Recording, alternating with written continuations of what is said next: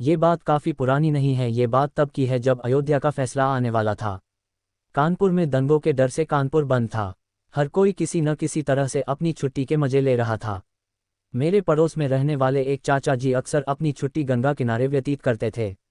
मछलियों के बड़े शौकीन थे, इसलिए अक्सर छुट्टी के दिन मछलियां पकड़ने गंगा किनारे चले जाया करते थे। कभी कम तो कभी ज़्यादा, मगर मछली पकड़ने में उस्ताद थे। उस दिन उन्होंने अपना दिन का खाना निपटाया और फिर अपनी पत्नी यानी चाची जी से मसाला पीस कर रखने को कहा और चले गए गंगा किनारे मछली पकड़ने। जैसा मैंने आप सबको बताया कि वो अक्सर मछली पकड़ने जाते थे, लेकिन उस दिन कुछ अलग ही हुआ। वो मछली पकड़ने के लिए अक्सर गंगा बैराज जाया करते थे, लेकिन कानपुर में उस दिन कर्फ्यू जैसा माहौल था, जिसके चलते उन्हें वहां तक जाना उचित नहीं लगा, क्योंकि कोई भी सवारी मिलना मुश्किल था। इसलिए आज वो शुक्लागंज की तरफ जाने वाले गंगा पुल के नीचे मछली पकड़ने चले गए। दोपहर के कोई 2:30 के वक्त था। वो अपनी ही धुन में मस्त गुनगुनाते हुए मछलियां पकड़ने में व्यस्त थे, लेकिन 45 मिनट के बाद भी एक भी मछली हाथ नहीं लगी। लेकिन हर मछली पकड़ने वाले में सब्र का सैलाब होता है। वो भी सब्र करे हुए मछली पकड़ने की पूरी कोशिश करते जा रहे थे। वैसे भी गंगा के किनारे की खूबसूरती इतनी मोहक होती है कि वहां बैठने वाले इंसान का दिल कभी भर ही नहीं सकता, तो बोर होने की बात ही अलग है। वो भी अपनी खुशी में मग्न अपने काम में लगे पड़े थे। अचानक उन्हें महसूस हुआ कि उनके कांटे में कोई मछली फंसी है।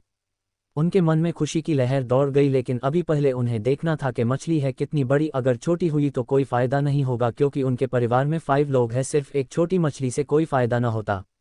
खैर, वो अपनी इतनी देर बाद आई पहली सफलता को लेकर ही उत्साहित थे। उन्होंने कांटे की डोर को पकड़कर बाहर खींचना चाहा, मगर उन्हें भार ज़्यादा लगा और वो उसे खींच नहीं पाए।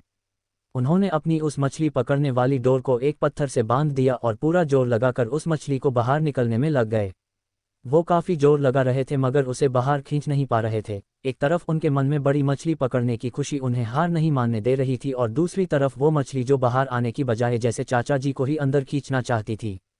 काफ़ी जोर लगाने के बाद जब चाचा जी ने समझ लिया कि ये मछली अब बाहर नहीं आ सकती और न ही कोई और वहां था जो चाचा जी की मदद कर सकता, चाचा जी ने उस मछली को छोड़ देने का फैसला किया और एक आखिरी उम्मीद के साथ थोड़ा सा डोर को ढीला छोड़कर फिर एक साथ अपना सारा जोर लगाकर उसे खींचा। वो मछली बाहर आ गई। ये देखकर उनके चेहरे पर चमक आ गई। वो मछली देखने में करीब 4 फुट की थी और वजन करीब 8 किलो होगा।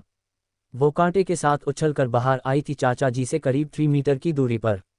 चाचा जी अपना सामान वगैरह छोड़कर उसके पास खुशी से गए, ये सोचते हुए कि इतनी बड़ी मछली को अकेले कैसे घर ले जा पाएंगे। वो उस मछली के पास पहुंचे, पहले तो उसे मछली को देखकर दंग रह गए। वो मछली बहुत अजीब किस्म की थी, जैसी उन्होंने अपनी जिंदगी में नहीं देखी थी। काली और थोड़े से हरे रंग के दाग से थे उस मछली पर, लेकिन सबसे ज्यादा हैरान करने वाली बात जो थी वो ये थी कि उस मछली ने अपने मुंह में एक इंसान का सर पकड़ रखा था, मानो जैसे कि वो उसे खाने वाली थी।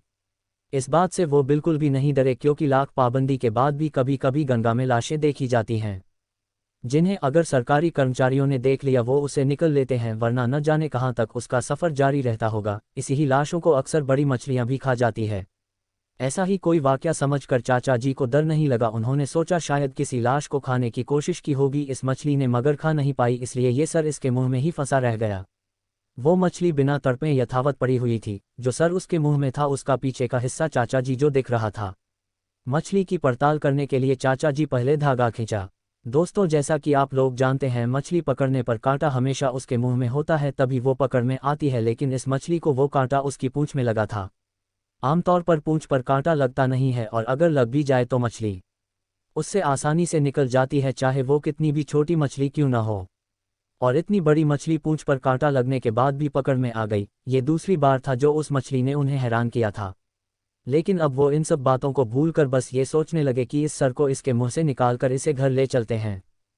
उन्होंने मछली को पलट दिया। अब उस मछली के मुंह में फंसे उस सर का चेहरा चाचा जी की तरफ हो गया। देखने से लगता था कि वो किसी ज्यादा उम्र वाले व्यक्ति का सर नहीं था, और न ही वो लाश ज्यादा पहले गंगा में फेंकी गई होगी। उस सर का चेहरा सही सलामत था। वो उसे निकलने की कोशिश करने लगे। फिर उन्होंने सोचा कि सर को हाथ लगाना ठीक नहीं, इसलिए उन्होंने अपने छोटे से थैले से, जिसमें वो मछली पकड़ते वक्त जरूरत का सारा सामान रखते थे, एक छोटा सा चाकू निकाला। उन्होंने सोचा कि मछली के मुंह को थोड़ा सा काट कर फैला दिया जाए तो वो सर बाहर निकल जाएगा, जिसे वो वापस गंगा में फेंककर मछली लेकर चलते बनेंगे। जैसे ही उन्होंने वो चाकू मछली के मुंह पर रखा, उस चेहरे ने आंखें खोलकर चाचा जी तरफ देखा। एक पल को दोनों की नज़र मिली, फिर चाचा जी को काटो तो खून नहीं। ऐसा दृश्य देखकर चाचा जी की आंखों के आगे अंधेरा छाने लगा और वो झटके से पीछे हटे और खूब जोरों से चिल्लाते हुए अपना सारा सामान छोड़कर घर की तरफ दौड़ पड़े। उनके घर से उस गंगा घाट की दूरी कोई 1 किलोमीटर है। इतनी दूरी उन्होंने दौड़ते हुए ही तय की। वो घर पहुंचते ही घर में गिरकर बेहोश हो गए और वो कपड़ों में ही मलमूत्र त्याग कर चुके थे। उस वक्त उनके डर की कोई सीमा नहीं थी। घर में हाहाकार मच गया। पड़ोसी घर में मधुमक्खी के तरह जमा हो गए। किसी को कोई अंदाज़ा नहीं था कि उनके साथ क्या हुआ है, इसलिए सब ज़्यादा परेशान थे। बच्चे बड़े हैं उनके। उन्होंने चाचा जी के कपड़े बदले और उन्हें अस्पताल लेकर गए, जहां डॉक्टर ने उन्हें कोई सदमा या डर बेहोशी की वजह बताया। ये सुनकर सब हैरान थे कि सदमा या डर किस बात का लगा उन्हें, और सब मिलकर केवल उनके होश में आने का इंतज़ार करने लगे। करीब 4 घंटे बाद उन्हें होश आया। खुद को सुरक्षित महसूस करने के बाद उन्होंने थोड़ा राहत की सांस ली। फिर सारा वाकया उन्होंने अपनी पत्नी और बड़े बेटे को सुना दिया। किसी के लिए भी विश्वास करना मुश्किल, लेकिन चाचा जी की हालत उस घटना की सच्चाई को साबित कर रही थी। चाचा अब डर से उभर तो गए थे, मगर उन्हें जोरों का बुखार आए जा रहा था।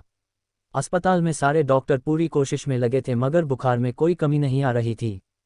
काफ़ी कोशिश के बाद जब उनकी हालत में कोई सुधर नहीं आया तो उनके बड़े बेटे ने तांत्रिक का सहारा लेने का फैसला किया। ना जाने कहाँ से ढूंढकर वो एक तांत्रिक को लेकर आया। देखने में वो एक साधारण आदमी लगता था, कोई खास बात उसमें दिखाई नहीं देती थी, मगर उसके काम अचूक थे। वो सुबह अस्पताल में आया और थोड़ी देर चाचा जी से बात की और फिर चला गया। शाम को वो दोबारा आया और फिर उसने जो बताया वो सच में चौंकाने वाला था। उसने बताया कि चाचा जी जब मछली पकड़ने गए थे तो उस समय वहां उन्हें कोई नहीं मिला था, न कोई मछुआरा, न कोई नाव वाला मल्लाह। क्योंकि सब इस बात को जानते हैं, गंगा हो या यमुना या फिर और कोई भी नदी, हर नदी के किनारों पर घटवार होते हैं, कोई बहुत सौम्य व्यवहार वाले तो कोई अत्यंत कठोर। ये इन नदी के किनारों के रक्षक होते हैं। जरूरी नहीं एक ही रक्षक हर वक्त किनारों की रक्षा करता हो, ये घटवार भी कई सारे होते हैं, हर किसी का वक्त होता है। दिन के किस पहर किसको रक्षा करनी है, एक व्यवस्थित तरह से सब कुछ तय होता है। जो लोग अक्सर डूबकर मरते हैं या अकाल मौत मरते हैं और घाट पर उनका संस्कार किया जाता है, उन सबकी आत्माओं और मल्लाहों के भोग से ये और भी शक्तिशाली हो जाते हैं। ये एक उन्मुक्त शक्ति होते हैं। कोई तांत्रिक इनसे टकराता नहीं। अगर ये किसी पर नाराज भी होते हैं तो तांत्रिक केवल इन्हें खुश करके ही इनका साया हटा पाते हैं। अगर किसी पर ज़्यादा नाराज हो जाए तो उसे अगली सांस लेने का मौका भी न दे, और अगर किसी पर खुश हो जाए तो जिंदगी भर उनकी रक्षा करते हैं। नाव वाले मल्लाह इन्हीं की पूजा करते हैं और इनके आशीर्वाद और कृपा के बाद ही वो अपनी नाव नदियों में उतारते हैं, जिससे उनकी नाव बड़ी सी बड़ी लहरों से भी बच निकलती हैं। ये अक्सर चिलम, लंगोट, खड़ाऊ और सफ़ेद मिठाई का भोग लेते हैं। इनकी हद में भूत प्रेत तो क्या देवता भी नहीं आ पाते। हमेशा किसी भी नदी के तट पर नदी में नहाने से पहले घटवार बाबा की जय बोलकर पहले नदी के पैर छूने चाहिए, फिर नहाना चाहिए। ऐसा आज भी घाटों पंडित और महंत बताते हैं। चाचा जी के साथ भी ऐसा ही कुछ हुआ था। जिस वक्त वो मछली पकड़ने गए थे वो वक्त वहाँ के एक शक्तिशाली परंतु एकांत पसंद घटवार का वक्त था। वो मछली और वो सर उस घटवार ने तुम्हें सिर्फ डराने और उस वक्त पर वहाँ न आने के लिए दिखाया था। उस तांत्रिक ने बताया कि वो घटवार उन पर नाराज नहीं है, केवल उन्हें डरवाना चाहता था और उसी डर की वजह से ही उन्हें बुखार आ रहा था। फिर तांत्रिक ने चाचा जी को अस्पताल से छुट्टी लेने की सलाह दी और कुछ भोग के साथ चाचा जी को उसी समय पर जिस वक्त वो मछली पकड़ने गए थे वहां अकेले जाने को कहा। वहां जाकर वो भोग अर्पण करें और घटवार से क्षमा प्रार्थना करें। चाचा जी इस बात से और भी ज्यादा डर गए थे, मगर ठीक होने के लिए उन्हें ये करना ही था। अगले दिन चाचा जी उसी समय पर सारा बताया गया सामान लेकर वहां गए और जल्दी जल्दी क्षमा याचना की और तेजी से वापस अपने घर को लौट आए बिना पीछे देखे। उसके बाद उनका बुखार भी उतर गया और उन्होंने दोबारा उस समय पर वहां न जाने का निश्चय किया। दोस्तों, घटवार बाबा की इस घटना की पुष्टि के लिए मैंने अपने गुरुजी और अपने कुछ जानकारों से पूछताछ की। उन्होंने ने भी इस बात की पुष्टि की और मुझे सबूत के तौर पर उदाहरण भी दिए। जैसे कि वहां मौजूद एक पेड़ जिसकी जड़ आधे से ज्यादा जमीन से बाहर है और वो पेड़ गिर हुआ प्रतीत होता है। उसकी डालें गंगा नदी के पानी को छूती हुई हैं। जो कोई भी उसे पहली बार देखता है उसे इस बात का अचंभा अवश्य होता है कि ये पेड़ तो लगभग गिर हुआ है, तो फिर हरा कैसे है, इसे तो सूख जाना चाहिए। लेकिन वो हरा सिर्फ वहां मौजूद घटवार बाबा की कृपा से है। घटवार बाबा की कृपा की और भी घटनाएं प्रचलित हैं जो कि किसी बात की पुष्टि की मोहताज नहीं हैं। घटवार दुष्टों को सजा भी देते हैं और मजबूरों की मदद भी करते हैं।